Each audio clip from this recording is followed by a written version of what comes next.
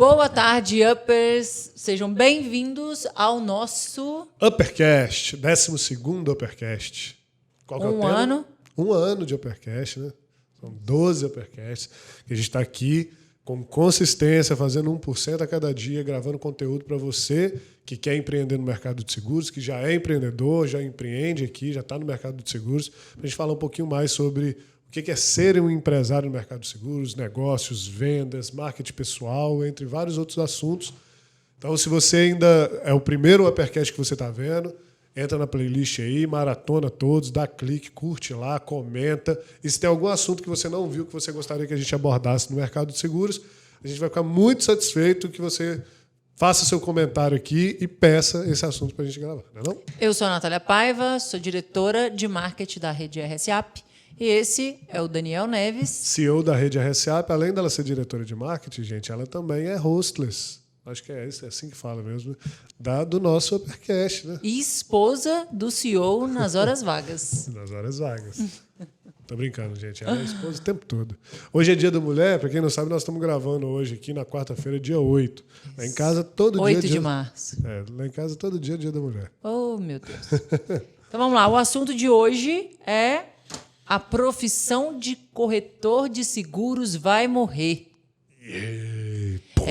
Esse assunto foi interessante porque esse assunto surgiu num podcast passado, onde a gente teve uma repercussão muito positiva. Sim. Onde nós falamos essa frase e tivemos a ideia de trazer esse tema para explicar, na verdade, abordar o tema que a gente já tem falado, né?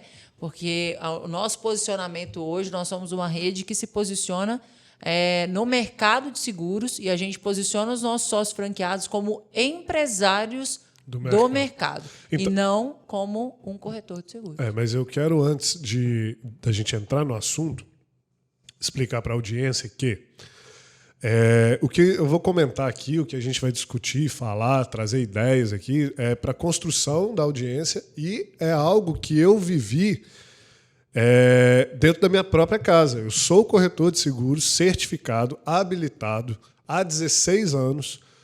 Meu pai é corretor de seguros há 38 anos.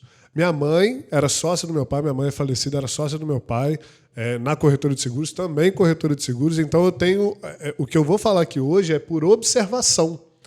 Não é por hipocrisia ou alguém que critica fora do mercado. Não, eu vejo isso acontecer dentro da minha casa. Então, eu estou com a pele em jogo, tanto quanto as pessoas que estão nos assistindo, que estão no mercado de seguros. E para você que quer empreender no mercado de seguros, talvez seja muito contraintuitivo de parar para pensar assim, poxa, ele vai fazer um podcast que a profissão corretor de seguros vai morrer, sendo que ele tem uma franqueadora de corretoras de seguros. Assiste até o final, que vai fazer completo sentido para você entender que a diferença aqui é em posicionamento. O mercado de seguros não vai morrer. É esse que é o X da questão. E nós vamos entrar em vários tipos de paralelos aqui que eu vou trazer para vocês. Então, para quem acompanha o Daniel, né, há anos atrás, o Daniel, primeiro que ele tem uma mentalidade bem acima da média, é fato que ele há anos já enxergava as modificações do mercado, né, e sempre buscou estar muito preparado para isso. Né, os métodos que hoje ele aplica na rede inteira, fala por si, são métodos extremamente, vou usar um termo bem clichê, mas fora da caixa. E são inspirações e aprendizados, insights que vêm de pesquisa e estudos não só e vivência, né, de outros mercados. Isso aí. Que nós que estamos juntos aí há 12 anos de casado, já 11, né? 11 anos de casado. A gente percebe que outros mercados, ter trabalhado em outros mercados, ter empreendido em outros mercados, participado de vários processos de autodesenvolvimento, autoconhecimento, cursos, enfim, com vários profissionais hoje que são referências, muitas leituras também, né?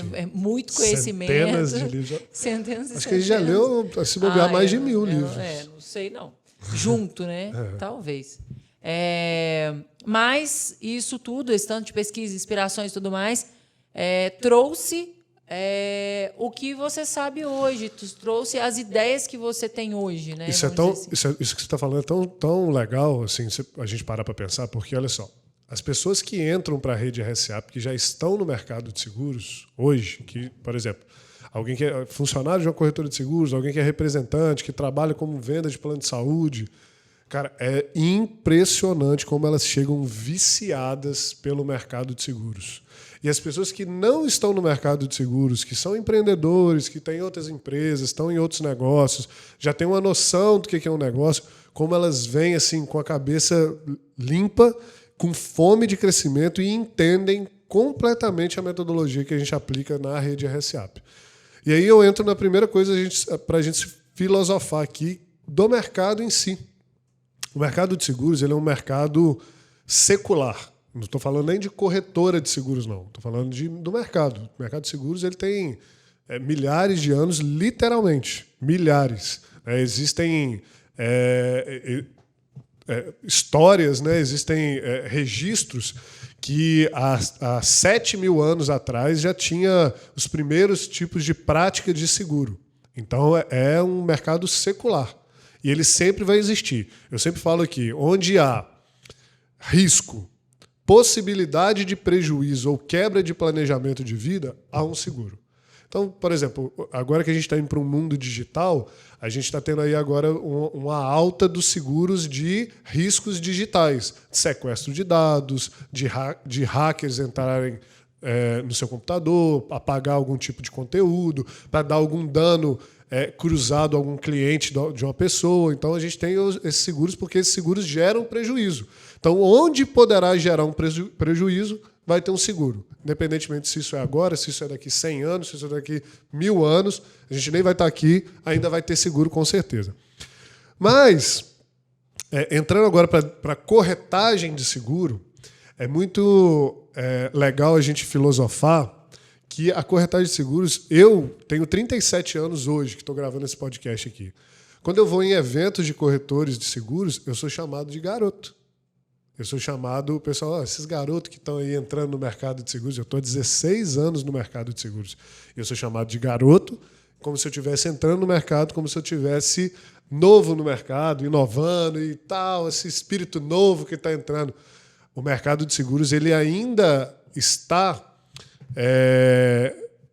ele ainda, vamos colocar assim, as posições de controle dele ainda estão com pessoas que começaram o mercado lá atrás, e a gente, obviamente, é muito grato a essas pessoas que abriram, que eu nem sei o que essas pessoas desbravaram, eu vi o que meu pai fez. Na época do meu pai, era meu pai que entrava debaixo do caminhão para tirar foto com a máquina Polaroid, colocava no bolso dele, ele que tirava o chassi dos caminhões, eu ia com ele fazer isso. Então, assim, as pessoas do mercado de seguros antigamente, eles abriram esse mercado que é hoje, né? Porém, o que eu vejo é que eles não se reciclaram. As coisas mudaram muito, mas muito, muito, muito, muito mesmo. Assim, a gente está vendo que, se a gente for parar para pensar, 5 anos atrás não tinha WhatsApp, né? Ou não tinha com essa força que tem hoje. Então, assim, as coisas estão mudando de uma forma muito acelerada. E aí, outro dia eu recebi uma notícia num grupo que a gente tem de notícias de corretor de seguros, que o registro de corretor de seguros número 1 do Brasil, a pessoa que foi o primeiro corretor faleceu, se eu não me engano, no ano passado. Então, ou seja, é uma profissão que ela veio nova, abriu o mercado e já tem mudado muito, e esses corretores que começaram lá atrás não se reciclaram e, na verdade, talvez nem queiram se reciclar. E isso está fazendo com que a cultura dos entrantes seja... A cultura dos que estão replique na cultura dos entrantes. E a seguradora também, no meio disso, não contribui para uma renovação. Ao contrário, ela contribui talvez até para uma lavagem cerebral. Nossa, forte isso, né? Para que os corretores que entram ou que estão no mercado se portem como se fossem funcionários de seguradoras e não como empresários de fato que eles deveriam ser. Tá, vamos aprofundar nesse assunto aqui, então. Acho que eu fui bem profundo nesse comentário. Não, mas num outro assunto aqui, o assunto do podcast, que é a profissão de corretor de seguros vai morrer. Mas primeiro, vamos lá. Eu tinha que dar esse prólogo para o pessoal entender que é um mercado secular, é uma profissão, de certa forma, recente no Brasil, porém, as mesmas pessoas que lá atrás, 1980, 1970, estavam trabalhando com seguro, ainda estão trabalhando hoje. Então, ou seja, são as pessoas que controlam o mercado hoje e, de certa forma, replicam essa cultura das formas que eles operam hoje para quem está entrando, ou para os filhos. E isso faz com que o mercado não inove. Ele está, na verdade, parado, a corretagem de seguros. E aí, com a minha visão que eu trouxe, que eu observei outras coisas fora do mercado e trouxe uma metodologia nova de alguém que cresceu numa casa que não estava inovando. Meu pai estava seguindo a mesma coisa. Um outsider, eu entrei e falei assim, poxa, isso daqui não vai dar certo desse jeito. E aí nós vamos entrar nisso daí. Tá, então vamos lá. Para a gente aprofundar no assunto, então, qual que é a sua visão para o futuro do corretor, da profissão de corretor de seguros? Tá. Então, a profissão de corretor de seguros ela é regulamentada por uma lei.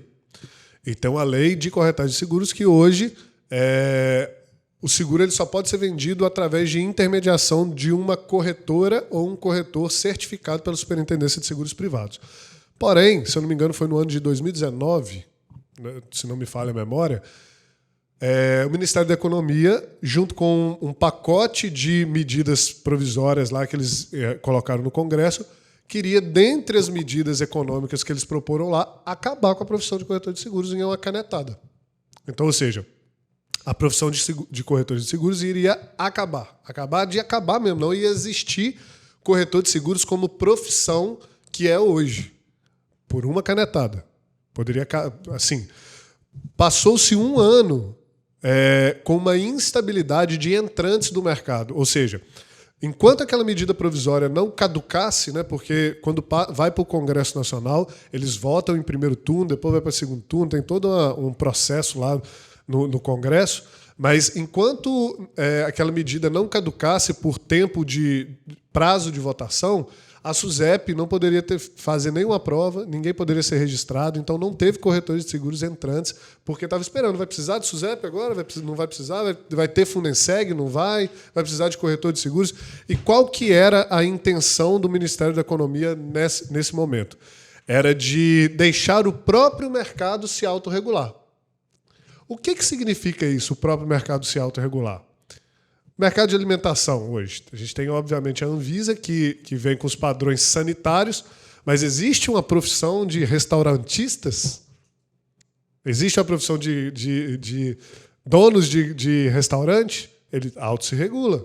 Né? Quem tem o melhor self-service, melhor preço, enfim, ele, olhando como empresa. Existe uma profissão regulamentada de lojista de roupa?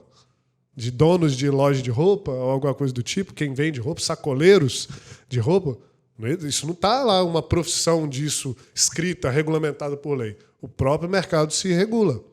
Então, o Ministério da Economia queria pegar o mercado de seguros e jogar na mão do mercado privado, que seria no mercado na mão das seguradoras, para que elas decidissem, olha, se vocês quiserem vender direto, o problema é seu.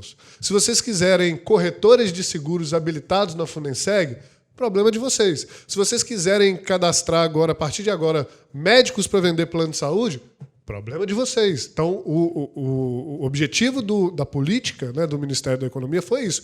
Problema da seguradora, vocês se regulam para lá, a SUSEP vai ditar as diretrizes dos seguros a ser comercializados e, para comercializar, vocês que se virem.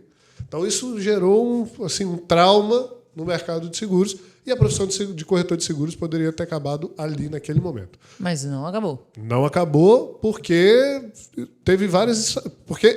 Vou te falar que foi muito porque foi junto com a medida provisória com várias outras coisas. Porque se viesse sozinho, talvez passasse. Ok. E qual que é a visão para o futuro? Para o futuro, tá. Mesmo que não seja canetada, eu acredito que a profissão de corretor de seguros ela vai definhar até ela não, de certa forma, morrer, mas ela estagnar.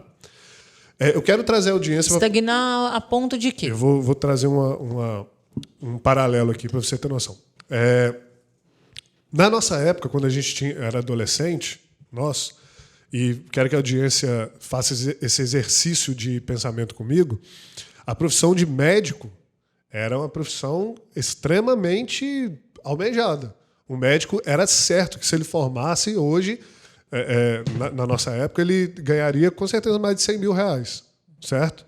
Hoje tem médicos formando que não estão ganhando 10 mil reais. Por quê? Muita capilaridade da profissão, todo mundo formou como médico. A população aumentou muito, então, assim, mesmo tendo muita gente, a própria profissão de médico, a escassez dessa profissão diminuiu. A escala do negócio precisou de outras competências e os planos começaram a dominar, começaram a pagar menos para os médicos. Os médicos agora estão indo ter que ir para pronto-socorro para ganhar dinheiro, fazer plantão.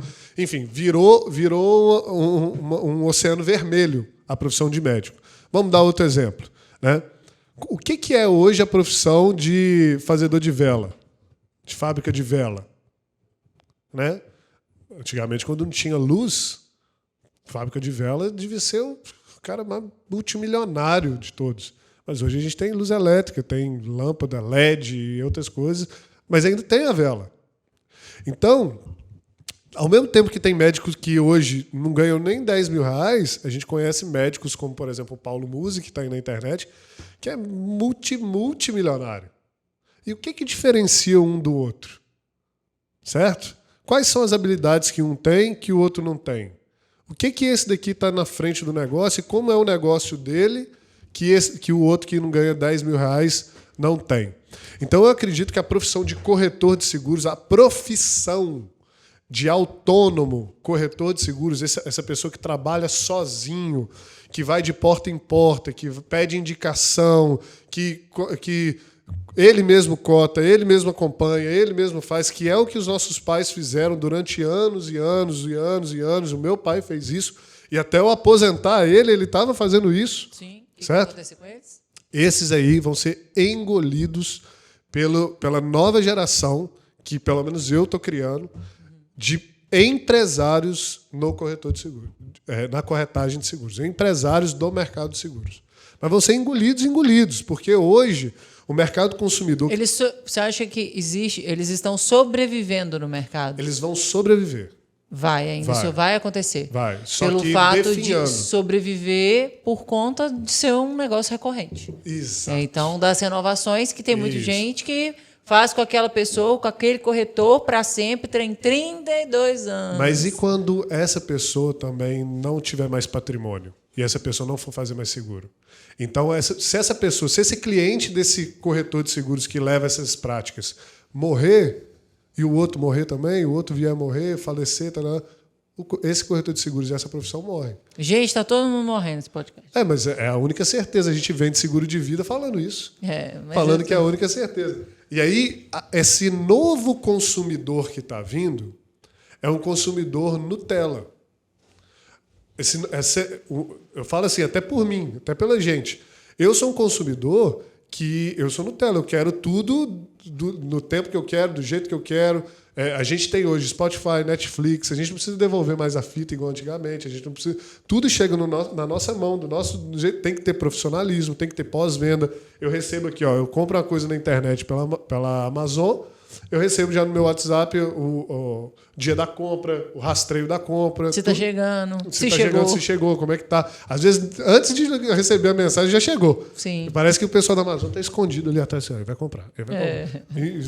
E me entrega. Mas esse novo consumidor, esse novo mercado que está vindo, é um mercado que ele exige profissionalismo. Ele não quer mais falar com um corretor. Ele quer falar com uma empresa.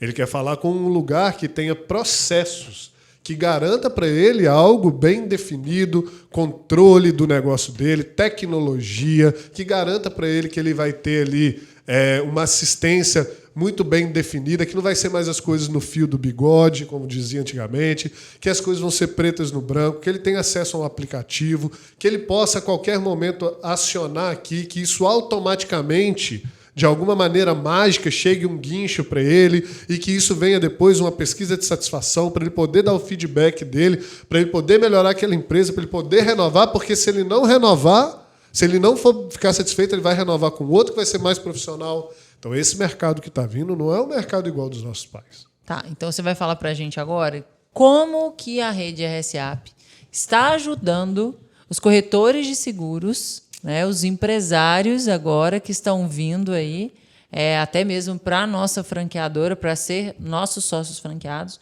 como a RSAP está ajudando eles a se adaptarem a essas mudanças de mercado. Bem boa pergunta. Eu queria falar assim, primeiro, que a gente não está ajudando, a gente está entregando pronto, né?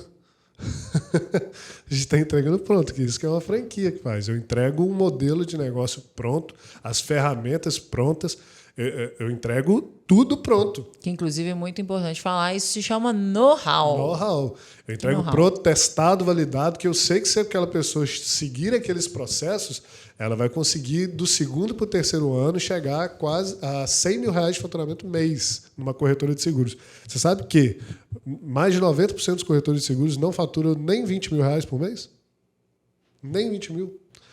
É engraçado porque esses dias para trás eu fiz consultoria para 3 corretores de seguros. De vez em quando, você que é corretor, tem a sua corretora, enfim, que está nos acompanhando aqui, segue a gente no Instagram, tanto da Rede RSAP, que é @rede.rsap, ou no meu Instagram pessoal, @danielneves.rsap. De vez em quando a gente faz algumas lives lá e faz assim umas promoção relâmpago para você fazer uma inscrição para uma consultoria com a gente.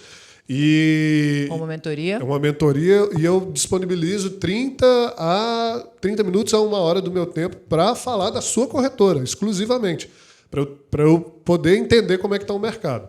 Então, essa semana eu fiz consultoria com 3 corretores de seguros. E é engraçado que um desses corretores, eu fui acessar o Instagram dele, e assim, corretor sendo chamado para palestra, podcast, case de negócio, e as seguradoras chamando ele para se envolver com o mercado segurador. E aí ele veio conversar comigo. E eu falei assim, cara, vamos lá, vamos conversar do seu negócio. Quais produtos você vende? Ele, cara, hoje eu estou vendendo só automóvel. Você está vendendo só automóvel. E os outros produtos, quando te procuram? Ele, cara, não tem nem tempo. Eu, tá. E qual que é a média de faturamento que você tem por mês? Aí ele, 150 mil. Eu, uai, você está vendendo automóvel, trabalhando sozinho, faturando 150 mil reais por mês? Aí ele, eu produzo 150 mil. Não. Estou perguntando faturamento, comissão. Quanto que você está tendo de comissão por mês? Aí ele virou para mim e falou comigo assim, não, aí é uma média de 17%. Aí eu falei assim, não, mas espera aí, você não tem no seu financeiro quanto que cai para você na sua conta todo mês? Ele, cara, aí eu tenho que somar lá. Não tem um financeiro, um RP financeiro, não tem. E eu pensei, quais são as suas despesas? Ele falou assim, olha, minhas despesas, o aluguel, a luz e a água, o telefone e um funcionário que eu tenho aqui que me auxilia, tanto. Aí eu falei assim, e o seu Prolabore? E o fundo de caixa? E o imposto? Ele não conta isso. A conta que está lá é o bolso dele. É a eu presa. Não, aí, sabe o que é o surreal? Esse cara tá dando palestra. Não, mentira. Juro. Quem está assistindo? Tá sendo chamado para podcast de seguradora. Tá tendo corte dele para falar do mercado de seguros. E o cara tá faturando 17 mil reais por mês. Sabe? Enquanto a gente, na nossa unidade aqui, a gente bateu mais de 300. Aí eu tô assim, gente, para onde que esse mercado está querendo chegar? Para onde que essa profissão está querendo ir? E aí, olha só que surreal. Eu participo de um grupo de corretagem de seguros aqui, que esses dias a discussão do grupo era se a gente iria mandar, se os profissionais de corretagem de seguro iam mandar para a Superintendência de Seguro Privado uma proposta de tornar obrigatório o cliente final pagar uma taxa para eles fazerem cotação. Aí eu chegar nas Casas Bahia, gente, entrar e falar assim, ó, quanto que custa essa televisão? O cara virar e falar o seguinte, não, só vou te passar essa cotação se você me pagar R$100. eu fico sem palavra para falar um negócio desse, porque é realmente não entender o que é um business, um negócio. Então vamos lá, já comecei a listar aqui. Olha só que interessante, que tanto de insight. Vamos fazer um negócio aqui. Vamos aproveitar para ficar bem didático o nosso podcast. Se a gente tivesse que colocar alguns comportamentos do corretor. Gente, se você é corretor, você vai se identificar agora. Se você é empresário, você vai identificar. Então, dá até para você colocar ponto naquilo que... Sim. Ó, isso aqui eu faço. Pode dar um ponto aí para cada coisa que você faz e menos um ponto para o que você não faz. Eu já peguei uns aqui do que você falou, mas vamos ver se a gente consegue colocar mais, tá bom? Então, vamos lá. Comportamento de corretor versus comportamento Vamos falar do Jurássico. Vamos. Olha só, para quem está chegando agora, a gente tem costume de falar que o corretor de seguros, aquele que fica lá com os métodos atrasados, com pastilha debaixo do braço, é o Jurássico. A gente chama de Jurássicos aqui, tá, gente? E assim, respeito muito você, tá, Jurássico? Continue sendo do jeito que é. Mas tem que evoluir, gente. Se não quiser evoluir, como não tem mais tempo Jurássico, o que vai acontecer é a extinção. Sim. É simples isso que a gente está conversando. Assim, é fatídico. Pode gerar repercussão esse podcast, pode dar insatisfação, gente, mas os seus sentimentos os fatos não estão nem aí para os seus sentimentos. Sim. Sabe o que essa profissão, se não for evoluída, se a pessoa não entender que ela só vai conseguir de certa forma, ter algum resultado financeiro, se ela mudar os comportamentos e desenvolver habilidades de empresário, não vai permanecer num mercado que vai estar extremamente competitivo. Semana passada, a gente ficou sabendo agora que a XP está entrando no mercado como corretora nacional para vender seguro alto. Ela já vendia vida, já vendia previdência, agora resolveu entrar no seguro alto em participação junto com a Porto Seguro. A Porto Seguro vai estar em parceria. E todos os escritórios filiados da XP agora vão poder vender seguro de automóvel, indicando para a XP, e todo mundo vai ganhar comissão em escala. E aí, Jurássico? O que você vai fazer com o seu... Aí você vai perder assim, essa XP vai começar a falar assim, eu tenho que ir na SUSEP e mandar proibir a XP de vender. Eu quero é que a XP venda. Quanto mais XP entrar, mais gente está fechando seguro. E quanto mais gente fechar seguro, mais entrantes no mercado tem. E aí eu vou poder tirar eles da XP na renovação, dando um atendimento melhor. Sim. E quanto mais dissemina Exato. a cultura de fazer seguro, mais chance você tem no mercado. Só que você tem chance de ser bom, porque se você for ruim... Já era. Não, sem chance de olha aparecer. Só para você ter noção. Uma estatística assim, pode ser que esteja desatualizado quando você vê esse podcast, mas hoje, de 100% do que pode ser feito de seguro de automóvel, pegar o automóvel, que é o que mais tem demanda, apenas 26% é feito. Então, assim, da massa segurável de automóvel que tem hoje, de carros ali, você pega automóvel de passeio, com menos de 10 anos de uso, aquele automóvel redondinho, sim, sabe? 26% só dos 100% é feito. Os outros 74% não são feitos, sabe por quê? Porque ninguém oferece. Pois é. Então, vamos lá. Comportamentos aqui. Corretor, Jurássico e o empresário. É o Upper. O Upper. Então, agora que você já sabe, eu vou falar Jurássico, eu vou falar Upper. Quando eu falar Jurássico, você já sabe que eu estou falando do corretor. Quando eu falar Upper, nós estamos falando dos empresários. A gente está falando do Upper. Né? Quem que é Upper? Upper é Upper, né? A gente não tem explicação para Upper, na tradução literal, é elevado. Aí, evoluído. Elevado. Evoluído. Começamos pelo mindset. Né? O corretor, o Jurássico, normalmente ele tem um mindset bem fixo, né? Tipo, eu sempre faço assim, eu vou continuar fazendo assim, eu aprendi assim, assim dá certo. Ou então, eu só trabalho com esse produto que é só... Tem 20 anos que eu estou fazendo a mesma coisa. Eu já especializei nele, é ele que me deu dinheiro, e é assim que eu vou ganhar minha vida, e eu faço do jeito que eu quero. O cliente vem, se me der trabalho, eu dispenso. Cara... Em contrapartida, o Upper tem o mindset de crescimento. né? E qual que é o comportamento? Curiosidade, evolução, gerir pelos números. Sim, né? dados. Dados. Outra coisa, se você é um corretor que tem papel na sua corretora, né, já está errado, porque o tanto de processamento de dados que você está perdendo para ter informação de qualidade, para gerar mais negócio, cara, é demais. Não vou falar que está errado, está atrasado, né? Errado é uma palavra forte. Mas, assim, está atrasado. Então, assim, gerir não sobre opiniões, mas sobre fatos, sobre dados. Beleza, tudo bem, eu vou trabalhar só com seguro de automóvel, é show, eu me especializei nisso. Porém, entretanto, a estrutura que eu tenho, eu entendo que a margem líquida vai ser menor.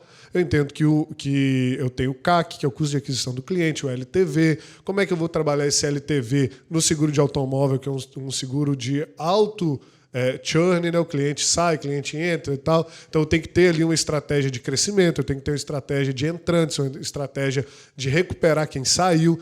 Fatos. Sim. Não porque eu gosto ou desgosto do produto. Não, é em cima de faturamento, de número, margem líquida, captação, quanto que isso vai me dar. Cara, eu tenho um segundo corretor que eu fiz a consultoria essa semana, que ele me chamando para ele ser um distribuidor da RSAP lá na região dele, que era lá para o norte afora. E aí eu fui pedir ele para responder a aplicação. O camarada fatura 14 mil de comissão no mês. É ele mais uma secretária também. Então, assim, você já viu que tem uma similaridade. Não tem sistema, tudo no papel. Trabalha só com 2 produtos e 4 seguradoras. Bacana que ele tem uma mentalidade de crescimento, só que aí quando a gente chega para esse cara, quanto que você quer, qual que é o seu objetivo? Quanto que você quer faturar? Ele colocou lá R$100 mil por mês, porque é o que eu divulgo aqui, que é uma unidade nossa tem capacidade. Porém, ele já está no mercado há 12 anos e está faturando 14 mil por mês. Olha, sabe? Olha o abismo que tem entre um e outro. Por que esse cara não chegou a 100 mil até agora? Então ele está resolvendo pendência o dia inteiro. Problema, não olha para frente, só aqui. Sabe qual que é o comportamento? É um comportamento também de... o Jurássico, vamos voltar, né?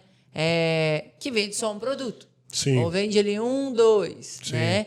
É diferente do comportamento do empresário que foca no... público-alvo, perfil de cliente ideal. Exato. É uma coisa que a gente tem aqui dentro da rede RSAP. Ou seja, se a gente foca no público-alvo, você tem aí um leque de opções de produto para poder oferecer. Ou seja, se eu foco no produto, eu tenho... Um produto. Se eu foco na pessoa, no público-alvo... Você tem problemas. Muitos problemas para resolver. Quanto mais problema eu consigo solucionar... mais dinheiro eu ganho. Exato. E tem uma coisa que eu vi no Shark Tank. Acredito que foi no Shark Tank, sim. Uma pessoa perguntando se para empreender, o que ele tinha que desenvolver primeiro? O produto, o negócio... o marketing, o perfil de cliente ideal. Aí o camarada falou o seguinte... Problema. Resolve o problema. Ele falou o seguinte, nenhum mercado nunca está saturado. Nunca. Você só tem que achar o problema certo daquele mercado. Porque problema sempre vai existir. Sim. Eu falo aqui dentro da RSA porque tem 3 certezas nessa vida, que é a morte, boleto e problema. Então, ou seja, se você foca na pessoa... a pessoa vamos supor que você queira vender só o seguro de automóvel. Mas dentro do seguro de automóvel, você vai ter contato com um cliente que tem um automóvel, que às vezes quer fazer um leve trás para lavar o carro, às vezes ele quer fazer uma vistoria automotiva, e aí ele começa a ter um monte de problema que aquele carro traz. E aí você pode abrir outros negócios agregados através do seguro. Você não precisa nem ter o seguro como carro-chefe, muitas das vezes. Apesar do que o seguro ele é o carro-chefe de qualquer negócio, porque ele tem altas margens, recorrente, ele é a estrela do negócio. É legal que dentro do método RISE, você, nos treinamentos, né, do método, você explica isso para os sócios franqueados. Sim, sim. E aí, assim, por exemplo, a gente aqui também, a gente tem o nosso franqueado, ele pode vender plano de saúde também e produtos financeiros, como consórcio, financiamento, crédito consignado, pode abrir conta PJ, maquininha de cartão de crédito, que a gente tem uma correspondência bancária aqui também. Sim. Exatamente nessa metodologia, nessa filosofia de quê? Público-alvo. De público-alvo. Porque, pô, eu tô ali com um pequeno empresário, médio empresário, tô fechando os seguros dele. E aí, nessa mesma pessoa que eu converso, eu posso trazer para ele um financiamento, um consórcio, uma conta PJ e uma maquininha de cartão. E eu não vou trabalhar isso? Aí é como se você tivesse o banquete, que é o cliente, você conhece ele já te deu sim, ele quer começar um relacionamento com você, aí você fala assim, cara, vou fazer só o seguro de automóvel dele.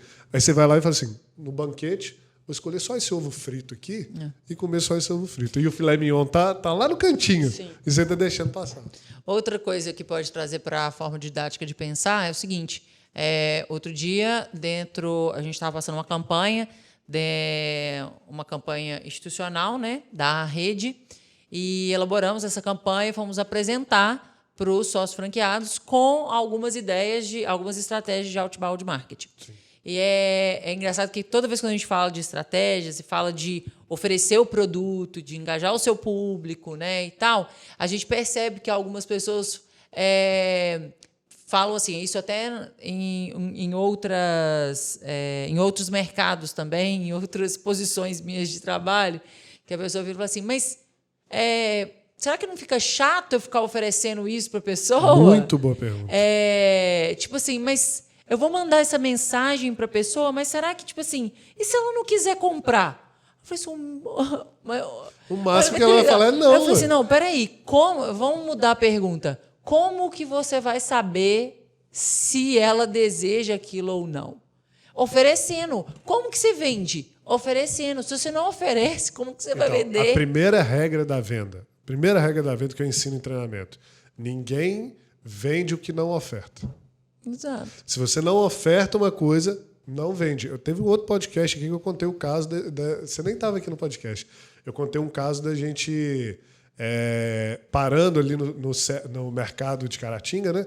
Parando ali do lado com o Rafa atrás, eu e você, e a gente parou perto de um camarada com a caminhonete, com a picape, vendendo laranja. E a gente foi comprar meio saco de laranja. Eu lembro disso. E aí a gente sentado lá, o cara não sabe neurolinguística, não sabe nada, não sabe processo de venda, nada. Ele tá lá com o PDV dele, que é a caminhonetezinha dele, sim, a picape dele, aberta, com um monte de fruta aberta, com abacaxi, banana e tudo, mas tá lá. Eu parei do lado e falei assim, ó, amigão, essa laranja aí é quanto? Abriu o seu vidro, né? Você estava na minha frente. Quanto que é essa laranja? Ele, o saco é tanto. Você faz meio saco? Ele, faço. Monta aí para mim? Ele, monta. Enquanto ele estava enchendo o saco, ele, tá precisando de abacaxi, amigão? Eu falei assim, não tô precisando não. Ó, tem abacate fresquinho também. Aí ele foi te dar uma mexerica para você chupar, entregou uma mexerica, falou que tinha banana, ofereceu limão. Aí você falou assim, Moro, tá precisando de limão lá em casa, né? Eu falei assim, tá precisando, pode pegar um limãozinho desse aí também. Como que a gente vai lembrar do limão se o homem não oferece? Exato. Então, ou seja, ele chegou, eu cheguei pela laranja, e aí ele foi me ofertando tudo. No final das contas, a gente saiu com banana. Eu cheguei pela laranja, fiquei com bagaço. No final das contas, a gente saiu com laranja, a gente saiu com banana, saímos com limão e saímos com mexerica. Por quê? Porque o cara ofereceu. Ofereceu. Não, aí imagina você falar assim, e se eu for chato? Não, vou ser chato. Se agora, eu for oferecendo, né? O cara tá com pressa. Não vou nem oferecer, porque tá com pressa. Eu não vai oferecer, você vai vender. Agora, olha só que legal. Banana é uma coisa que a gente gosta. Limão, a gente estava precisando. Mexerica, ele te deu para experimentar. E tava docinho. E laranja é uma coisa que a gente queria. Certo? Então, olha só. Filosofa comigo aqui. De tudo que eu falei aqui, teve uma coisa que ele usou técnica, que foi te entregar uma mexerica para você experimentar.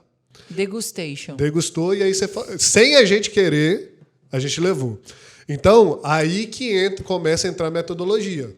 Então, ou seja, às vezes tem um cliente que não enxerga o que ele precisa de fato, ou às vezes nem sabe que precisa daquilo e nem quer aquilo muitas das vezes, e aí entra técnica de venda, processo de venda, que você vai fazer com que a pessoa enxergue a dor, enxergue o problema, aumente o desejo, sim, tenha atenção, a intenção e consiga fazer a venda.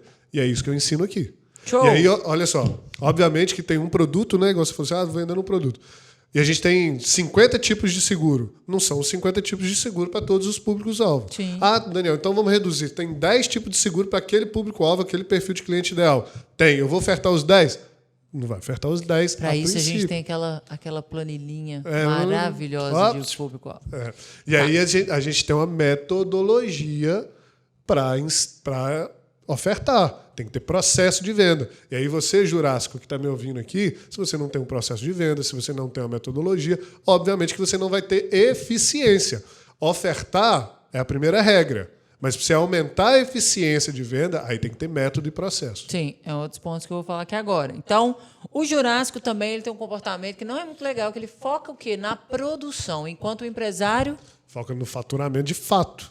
Foca na comissão, né? Na comissão, que é o faturamento. Sim, né? O que eu vou ganhar. Mas aí, olha só, isso entra no comportamento de lavagem cerebral. E desculpa se das seguradoras. Se meus amigos seguradores estão ouvindo isso. Inclusive, a gente está precisando de patrocínio. Mas olha só, fica para vocês, seguradores, o feedback, tá? A meta em prêmio líquido é de vocês. Não tem a ver com a corretora de seguros. Se você quer que o corretor de seguros, a corretora de seguros, venda mais para vocês, para bater a sua meta, que é gerente de uma corretora de seguros, conversa com ele sobre comissão. Exato. Sobre faturamento. Quanto que... Eu tenho uma meta de R$1 milhão de prêmio de seguro para bater. Então, eu vou lá no meu corretor e converso com ele sobre R$10 mil de comissão. Como é que você vai chegar a R$10 mil de comissão? Mas sabe o que acontece? Eu trabalho no marketing, né? Sabe o que as seguradoras fazem?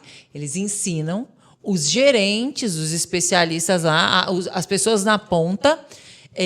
Na verdade, eles vendem um método para que esses gerentes eles produzam e concluam aquela meta. As seguradoras... A seguradora, empresa, falando com o gerente das regionais. Sim.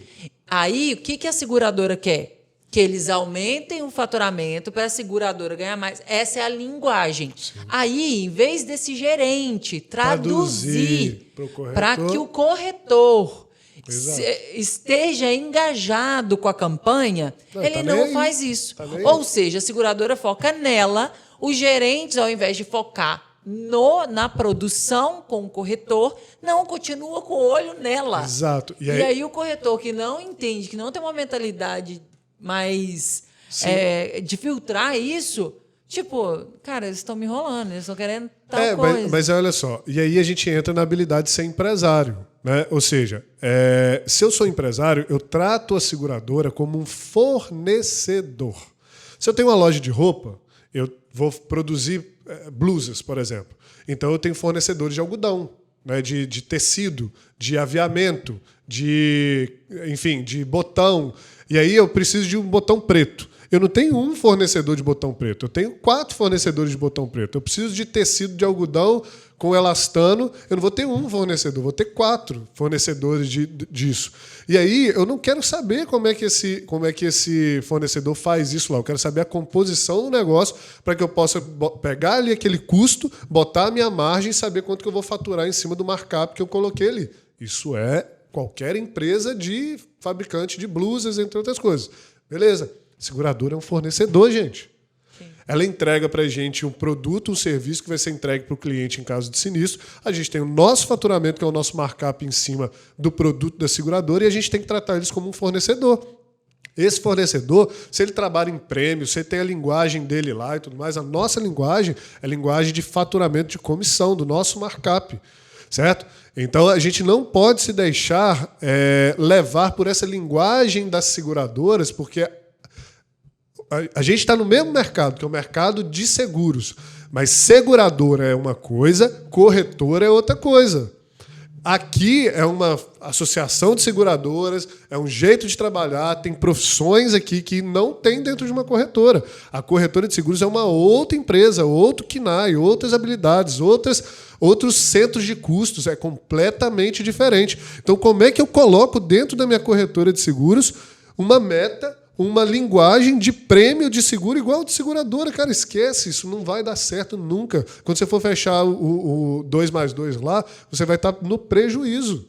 Não vai dar certo. E aí, você só consegue enxergar isso quando você começa a desenvolver habilidades de empresário, não de corretor. De corretor autônomo, eu estou produzindo, está caindo a comissão na minha conta, estou ganhando um prêmiozinho da seguradora e estou seguindo.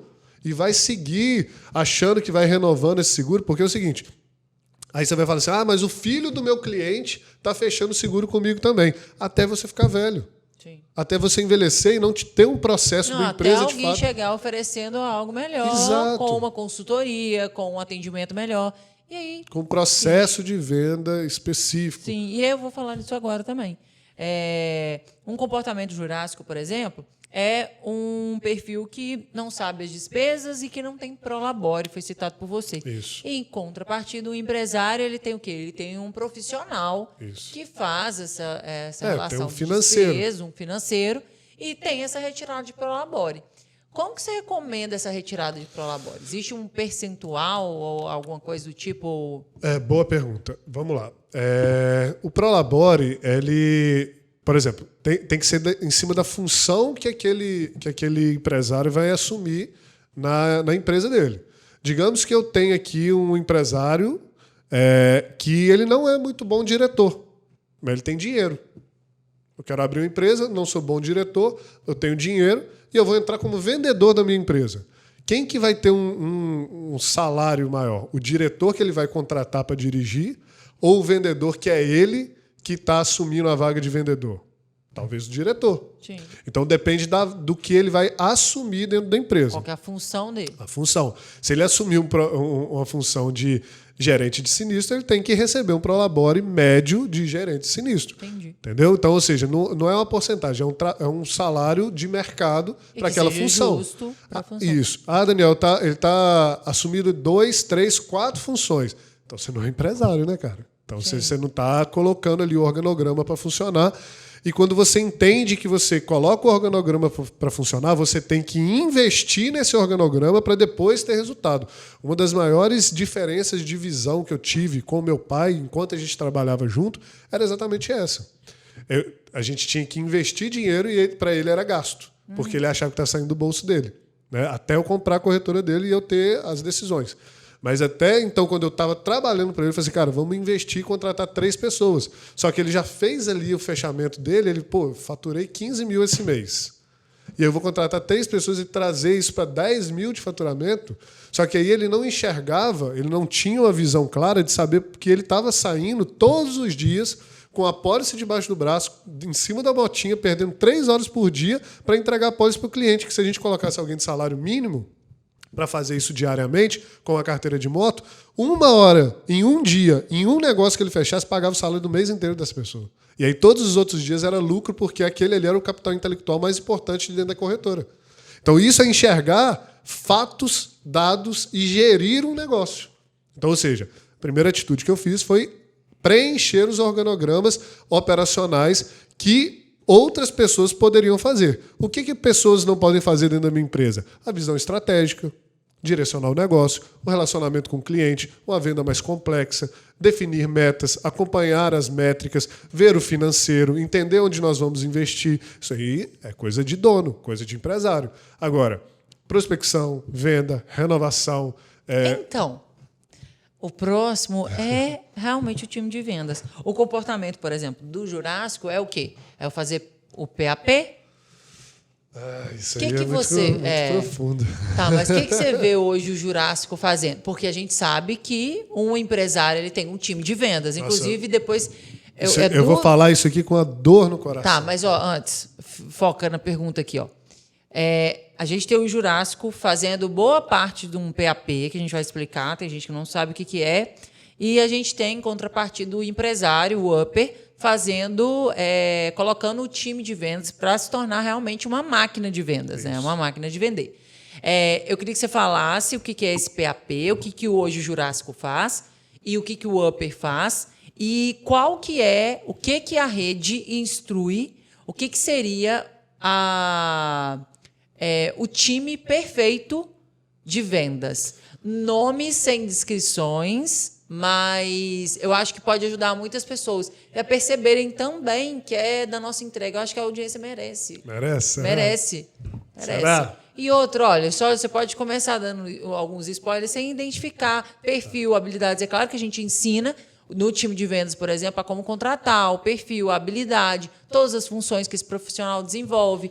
Mas aqui Como ele desenvolve. tem como desenvolve. Mas você pode falar, por exemplo, scripts os para nomes. desenvolver, Não, é isso. processos para exato, desenvolver, isso tudo a gente entrega. Mas pronto. você pode falar, por exemplo, quem que é a composição desse time, tá? Mas começa falando do PAP. Tá, então, é triste falar isso, assim, e assim, eu fiz uma live uma vez com um camarada que é famoso no mercado de seguros, e eu estava trazendo esses comportamentos do Jurássico, e ele falou assim, ô Daniel, pare, não reclame do mercado, sabe? Tipo assim, ele me deu uma cortada, uma tirada, de tipo assim, como se eu estivesse sendo, talvez... Rude, talvez.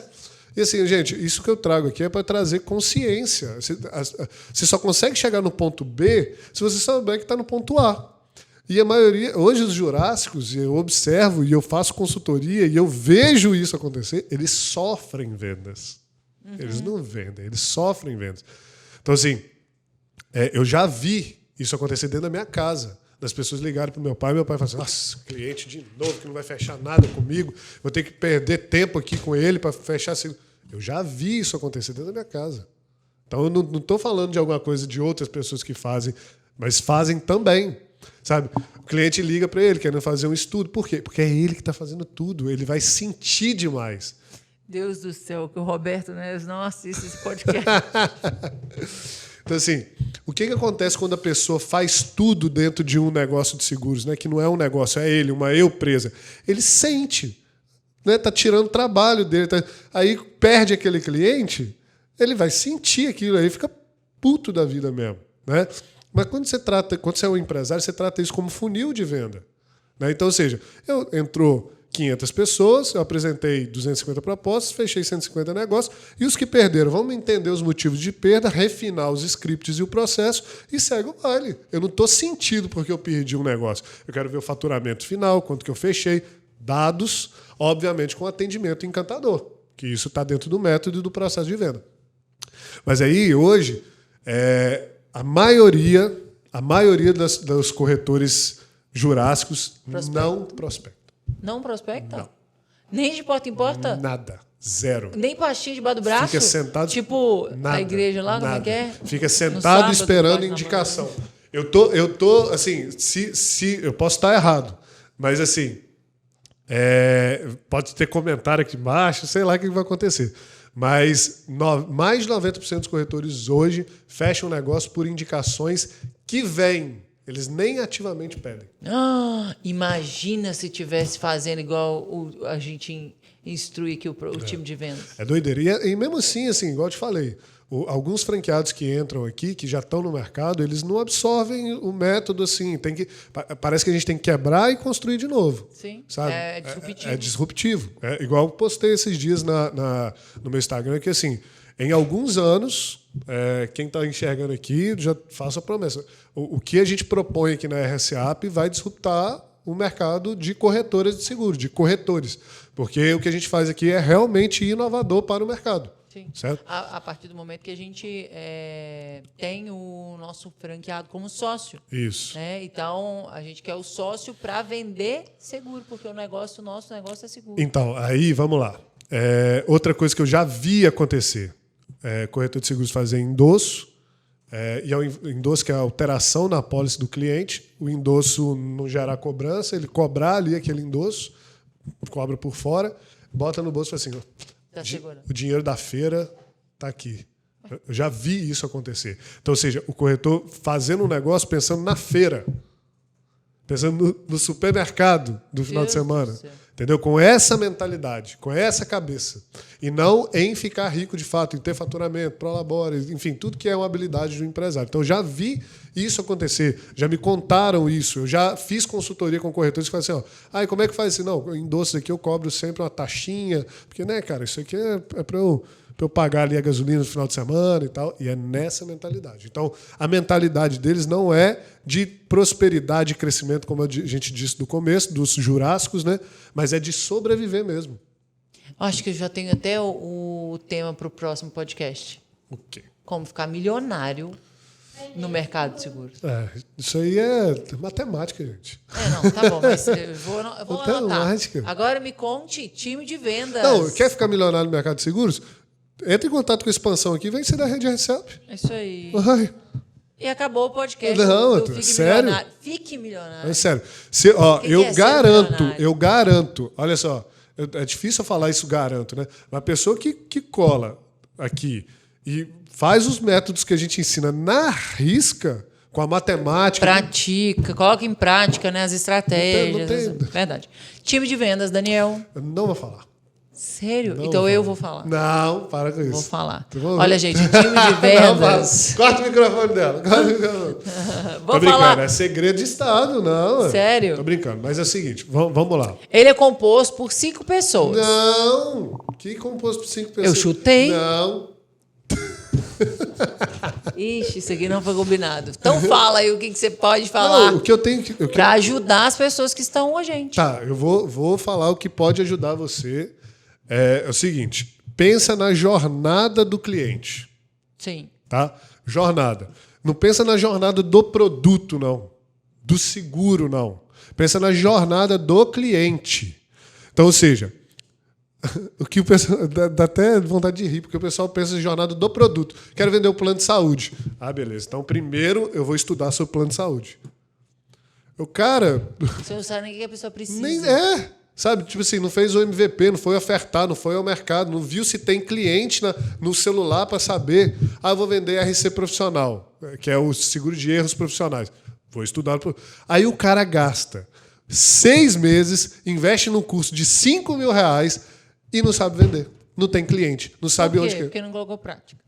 Porque ele não vai no importante de fato. Então, Que é a pensa jornada do cliente. Vamos lá. A jornada do cliente passa por eu ter o produto, ter um processo de venda, ter um processo de pós-venda, né? E conseguir fazer isso de uma forma que eu consiga escalar e dividir funções. Perfeito. Beleza? Então, ou seja, se tudo depende de mim, você não tem um negócio. Você não consegue vender esse negócio. Sim. Entendeu? A gente tem um exemplo dentro da nossa casa que a gente tinha uma parente nossa que tinha um negócio de muito sucesso. Era uma puta profissional, é uma puta profissional, de extremamente bom gosto. Ela tinha um negócio que ela não conseguia vender esse negócio. O que ela conseguia vender eram os móveis do negócio. Sim. Mas o negócio funcionando, não tinha um negócio. Não tinha como ninguém suceder. O que é um negócio de fato? É que tira o corretor X, que é o dono da empresa, bota um outro que nem é corretor muitas das vezes, e o negócio gira do mesmo jeito. Vamos dar um exemplo aqui? Por exemplo, lá atrás era Roberto Seguros, corretora de seguros. Como que eu vendo? Eu sou o Roberto, eu quero vender a minha corretora de seguros. Eu sou o Roberto, eu vou vender a minha empresa. Como chama a sua empresa? Roberto Seguros. E que você está vendendo o quê? É você que você está vendendo? Você vai trabalhar Quanto para mim? custa o Roberto? É Você vai trabalhar para mim porque se o Roberto não está aí dentro, não tem empresa mais. É isso daí. Ou seja, se tira esse corretor dessa equação e coloca uma outra pessoa que com uns 3 a 6 meses eu dou um treinamento e essa pessoa consegue assumir o negócio, não ter perdas e crescer esse negócio, eu tenho um negócio que vale equity, que tem equity, na verdade, que vale dinheiro.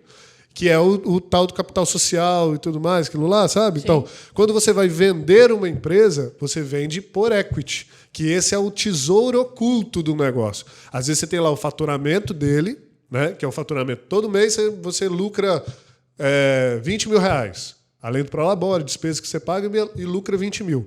Só que no outro ano você lucra todo mês 25, 30. Na hora que você tira uma pessoa dessa equação e coloca outra, você tem um processo de vendas bem definido, está tudo certinho ali. Se você quiser vender esse negócio, você vende. Então, assim, eu que fiz economia, um processo de valuation básico, você pega o lucro líquido vezes 12, que daria pegar R$20.000, dá 240 mil, vezes 3, que são 3 anos de lucro a futuro. Digamos que esse negócio que tem um lucro de R$20.000 por mês vale em torno de R$650 mil. Então, além de tudo que eu lucrei do meu negócio, a hora que eu falo assim, olha, agora eu quero sair desse mercado, quero vender a minha empresa, a minha corretora de seguros, eu ainda posso vendê-la por R$600 mil para alguém assumir isso e continuar perenemente. Sim. Certo? Então, ou seja, isso aí ninguém enxerga. Assim, é surreal você ver os jurássicos não darem valor ao CNPJ. Cara, e a gente sabe, a gente já vendeu quantas empresas, né? Eu e minha esposa, que a gente já comprou e vendeu a empresa. Então, ou seja, isso é um tesouro oculto que a galera não vê valor nisso. Se você tem uma empresa que você sai, uma outra pessoa assume, e que isso daqui roda sem você, você tem um negócio que pode ser vendido. Certo? Show.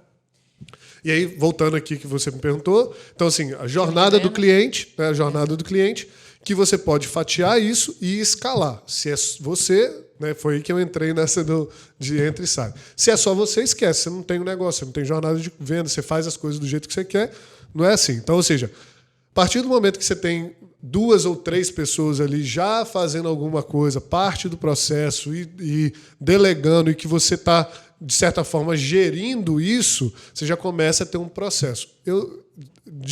Sinceramente, que eu não vou falar quantas pessoas e nem qual que é o time de vendas, porque eu quero deixar isso para um outro podcast, ou quem realmente tiver interesse, chama a gente no privado. Entra no contato. E não é para vender nada, não. É para a gente bater papo. Que convite. Então, vamos lá. Estamos chegando já ao final do nosso podcast. E os insights, né? Eu sempre gosto de resumir aqueles insights, né? Por último. E a gente colocou aí alguns comportamentos, então, jurássico e empresário, que eu vou discorrer agora rapidamente para vocês. Então, o jurássico ele vende um produto só. O empresário, mix de carteira, com foco no cliente, público-alvo. Isso. O jurássico ele foca sempre na produção, que a seguradora coloca para vendas, institui, e, em contrapartida, o upper foca no comissionamento. A gente tem também um comportamento bem jurássico, é quando o jurássico ele não entende das despesas, não retira prolabore, não tem as contas, os dados, né, muito alinhados e organizados. Em contrapartida, o empresário ele tem um profissional no financeiro que faz isso e também institui o prolabore mediante a função que ele exerce dentro da empresa. Ele tem um financeiro estruturado. Daniel, eu trabalho sozinho, trabalho em casa. Estrutura o financeiro e já prevê que daqui a pouquinho você está crescendo, vai investir no negócio, vai contratar gente, vai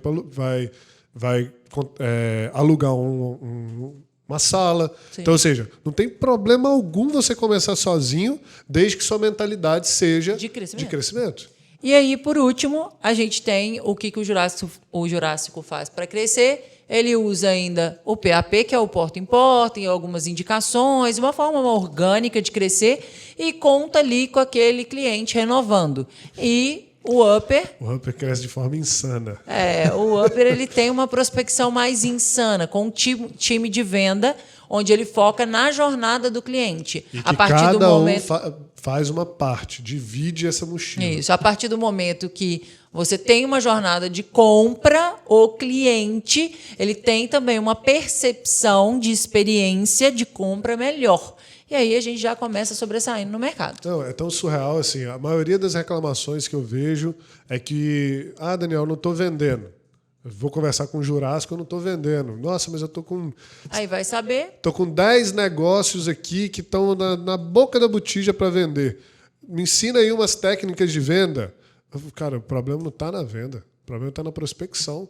Se você está contando com um negócio de cliente que já está te adiando, te enrolando na boca da botija, esse mês já era, você já está sem faturamento. E você não está prospectando, está perdendo tempo. Como dizia meu pai, eu acho que já é a segunda vez que eu cito meu sábio pai, está queimando vela para defunto ruim, né? E o volume apaga qualquer problema desse. Exatamente. Qualquer problema. A gente abriu empresa agora, recentemente. Conta um exemplo aí. Nessa maquininha de venda. Então, eu acho que a gente poderia deixar para o próximo podcast que você vai falar sobre o time de vendas. E aí eu posso dar um spoilerzinho sobre a Hyper e sobre o processo de vendas lá, que eu acho que a gente pode agregar muito. Tá, mas fala... utilizando a metodologia que eu ensino para os franqueados aqui. Não, gente, assim, dá certo e a gente está faturando bem, é isso que ele quer que faça. E assim a gente encerra o nosso podcast. Não, pera, deixa eu dar. Tem mais deixa alguma dar. coisa?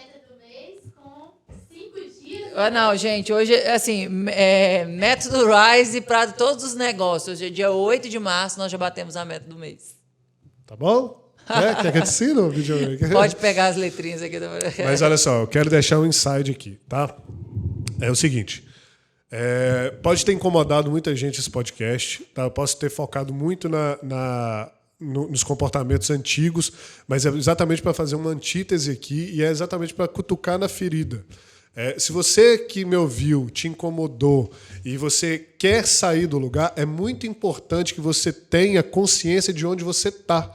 Porque você tendo consciência de onde você está faz parte de você entender quais são as habilidades e o caminho que você tem que percorrer para chegar onde você quer chegar.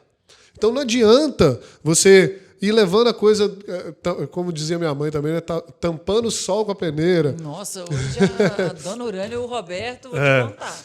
Então assim, não adianta você ir levando isso desse jeito que as coisas não vão mudar se você não mudar essas coisas. Verdade. É você que tem que mudar. E a mudança, ela pressupõe e ela se inicia de ter consciência de onde eu estou e como eu sou.